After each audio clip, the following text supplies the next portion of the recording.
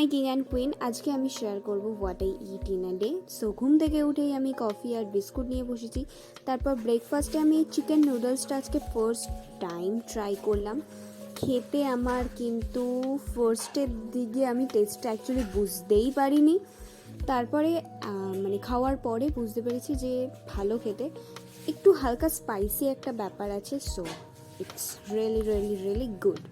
তারপরে আমি আজকে চিকেন রান্না করেছিলাম, বিহারি স্টাইল চিকেন, যেটা রেসিপি অলরেডি তোমরা দেখে নিয়েছো, আমি পোস্ট করে দিয়েছি। যদি না দেখে থাকো তাহলে প্লিজ দেখে নিও চ্যানেলে গিয়ে।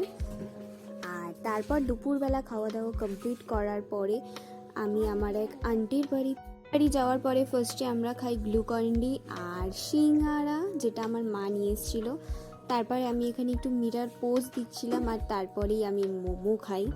আর মোমোটা খেতে চুমু হয়েছিল হোমমেড বানানো, তাও কিন্তু বেশ ভালো হয়েছিল। তারপরে আমি খাই লিচু। তারপর বাড়িতে এসে আমি একটা আইসক্রিম খাই। আর আমি এত কিছু খাওয়ার পর রাতের বেলা আমি জাস্ট সুজি খেয়ে ঘুমিয়ে পড়ি। সো আজকের ভিডিওটা এতটাই দেখা।